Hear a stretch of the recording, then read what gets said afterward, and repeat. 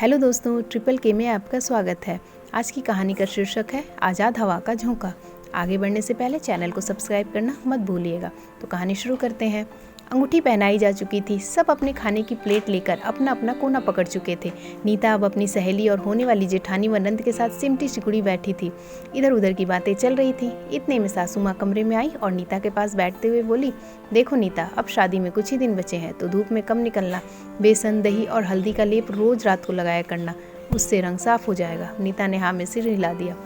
अब जेठानी चहकते हुए बताने लगी, हाँ, नींबू और टमाटर का रस लगाओ तो रंग साफ हो जाएगा।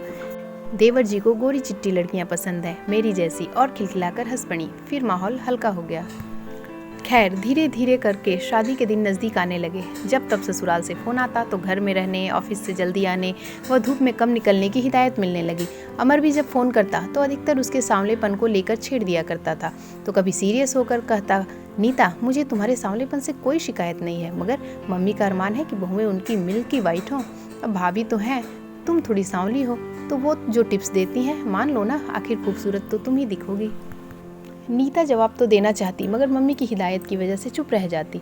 अपनी चिढ़ मम्मी पर निकालती तो मम्मी कहती, अरे इतने बड़े घर में रिश्ता हो रहा है सिर्फ इसलिए कि तू बैंक में नौकरी करने लगी, वरना एक साधारण मास्टर की बेटी की शादी कभी हो पाती क्या वहाँ? तू देख, वो रईस लोग हैं, बड़े लोगों के बीच उनका उठना बैठना है, सोसाइटी मेंटेन करते हैं वो। तू किस्मत वाली है कि तेरे ऐसे रंग रूप के बावजूद भी उन्होंने तुम्हें चुना है। फिर नीता चुप हो जाती। उसे भी लगता कि मम्मी सच्ची तो कह रही है। सोचती कि बदलते वक्त के साथ सब ठीक हो जाएगा। लेकिन जैसे जैसे दिन नज़दीक आने लगे, सासू माँ और अमर का ये प्रेशर बढ़ने लगा। नीता ये सब इग्नोर करना तो चाहती थी, मगर कर नहीं पाती। फिर खुद में अंदर ही अंदर और चिढ़ने लगी। जो रंग खिलना चाहिए था, उपटन लगने के बाद वो और मुरझाने लगा। शादी से एक सप्ताह पहले अमर का जन्मदिन था।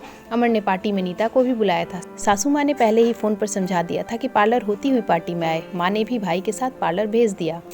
नीता जब पार्टी में भाई के साथ पहुंची तो उसे देखते ही सासू माँ लाल पीली होने लगी। बड़ी बहू को बुलाकर इंस्ट्रक्शंस दिया कि बड़ी को ले जाओ, इसे बाथरूम में और अपने मेकअप से तैयार कर दो। मगर नीता नहीं गई, वहीं खड़ी रही। सासू माँ के तलवे का गुस्सा सिर पर चढ़ गया और लगभग धक्का देते हुए नीता को बोली, न रंग है न रूप, फिर तुम्हें घमंड किस बात का है? हमने अपने से नीच घर में रिश्ता जोड़कर गलती कर दी। इतने में अमर भी वहाँ आ गया। हल्ला सुनकर और नीता का हाथ पकड़कर बाथरूम की तरफ भाभी के साथ बढ़ने लगा।